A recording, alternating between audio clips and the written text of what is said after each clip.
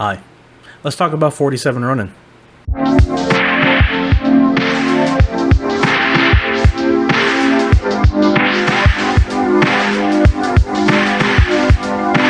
Musical styles are still a very important form of communication for our young people. Hi, I'm Joe Feinstein. 2013 was quite the year. We got The Wolf of Wall Street, Oblivion, The Great Gatsby, Man of Steel, Snowpiercer, Pacific Rim, just a shit ton of others. So maybe it's because of being squeezed in between all of those larger-than-life films that this one got overlooked. 47 Ronin cost over $220 million and made just under $160 million back at the box office. But in the decades since, a lot of people have had time to go back and really appreciate the film for all of its fantastic moments.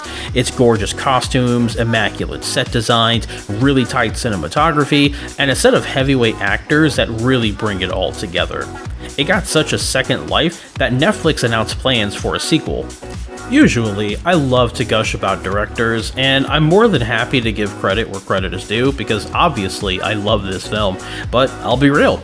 Apart from doing a music video for the Swedish House Mafia, who I love by the way, Karl Rintz has done really nothing noteworthy, mainly sticking to a few short films in the past 2 decades. But what we can really get into is the trio of writers who really helped bring this production from the page to the screen. Chris Morgan is most known for his writing and producing work with the Fast and Furious franchise, and though I don't personally like that series, it is always good to have somebody on board who knows how to handle scale. Walter Hamada has had his first and only writing credit on this film, but he's actually a producer for DC now who has handled the majority of their films since 2018. Saving the best for last is Hossein Amini, who not only did this film, Drive, and The Snowman, he's also one of the main writers for the Obi-Wan Kenobi series that recently came out. Now, I don't normally do this, but we do also need to give a shout out to award-winning costume designer Penny Rose. She handled Pirates of the Caribbean, The Parent Trap, St. Trinians. I mean, her resume is just a list of things that I love and adore. She put her all into this film, and it truly shows. In terms of actors, we have some true greats. Keanu Reeves, the hardest working man in show business, as the lead, and he certainly needs no introduction to Western watchers. But we also have Tadanobu Asano from Midway, Thor, and Battleship, Kari Hiroyuki Tagawa from Pearl Harbor and Johnny Tsunami. We also got to give some big ups to Hiroyuki Sanada. He's a veteran stunt performer and actor who is none more perfect than when he's giving us quiet moments of loud emotions. You are and will always be the joy of my life. What I particularly love about this trio is that they've all been in a Mortal Kombat film.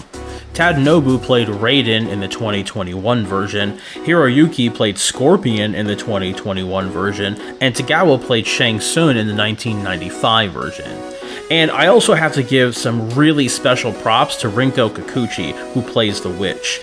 Kikuchi has been in both Pacific Rim films, as well as Babel and Westworld. And as much as I love Keanu's subdued emotional performance here, I definitely feel that she's the highlight of the film. The way she fluidly moves, her subtle facial expressions, she's taking the role to the absolute max in the best way possible. Good night. The biggest and most favorite talking point I want to get out of the way first is it is so incredible to me how well they were able to ground the story in as much fact as possible while still telling a supernatural tale. So, what do I mean by this? Well, Asano Takumi, Kai's father figure, was a real person and did in fact rule Akko for over 25 years. Likewise, Tokugawa Tsunoyoshi was the shogun at the time. Kira Yoshinaka did in fact have a rivalry with Asano and goaded him into trying to kill him at a meeting, thus causing the shogun to strip the Asano of their position and branded the samurai retainers as Ronin, who then went on to plan and execute an assassination of Yoshinaka. Then, after they got their revenge, they all surrendered themselves to the shogun, who ordered them all to commit seppuku. It's almost exactly what happens beat for beat in this film. And that's what I mean. If you're going to use a historical setting as a backdrop for your story, then make sure you do the research and understand what was happening at the time. They even work in a small twist that the reason Asano tried to kill Yoshinaka is because the witch actually enchanted him into thinking his home was being attacked. Again, a perfect blend of fact and fiction, and I really can't get enough of it. And just before I move on to the other stuff that I absolutely love, there is one more of historical context you should be reminded of if you don't already know it. Honor and loyalty were the absolute core of Japanese society at the time. Now, don't misunderstand. I'm not saying they don't care about that now, I'm just saying the extremism of it back then cannot be overstated enough. So every bow, every impolite gesture, every look carries an extra weight in this film that you almost never see in the rest of Western cinema. Speaking of the more supernatural elements, we get the myths of witches and demons that are interwoven into the larger historical narrative. All of the creature designs in general are pretty cool on their own, but a particular choice that I enjoyed with their design are their eyes. Regardless of the number of eyes, all of the creatures have slightly larger eyes and a more vibrant iris color. It really helps to further distinguish them from the rest of the mortals. And as I mentioned up top, though I do think Kikuchi is the standout performance, the core of the film is about Keanu and his performance, and as usual, I'm not disappointed. He comes into the clan as a young, suspected half-breed demon who everyone despises and treats like dirt, and yet at every turn, he shows nothing but respect and admiration for Lord Asano, who decided to employ him rather than kill him. The thing he does most in this film is quietly bow before everyone who is of higher rank than him.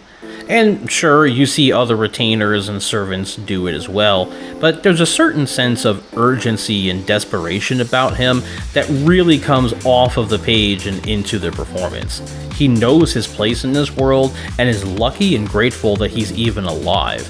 So his thoughts and feelings, even his equally requited love he holds for the daimyo's daughter, are always put aside for his greater duty. No matter how harshly he's physically and verbally abused, he simply stays quiet and obedient because, as he says, It's all I know. he only really changes and gets a sense of standing up for himself when we get to the year time jump and Oishi goes to rescue him from slavery. He calls Oishi doesn't accept the clothes Oishi presents him until Oishi handles the clothing bundle with both hands and bows to him, and even goes so far as to tell him, But if you ever kneel before Kira again, I'll take your head. From that point on, he gains more and more confidence. He stands up to the Tengu, he does a lot of the planning, and in the end ends up defeating the witch, going on to be called a samurai by the shogun, happily committing seppuku in the name of Asano.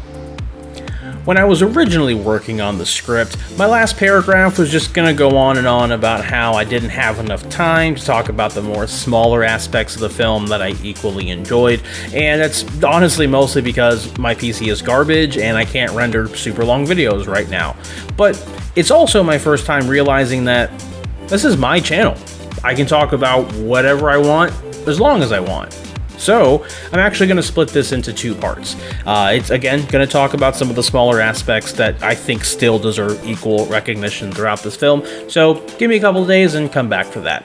And if not, I hope that at least what I covered so far will get you interested enough to take 2 hours out of your day and give this movie a chance. But I'm curious, what do you think?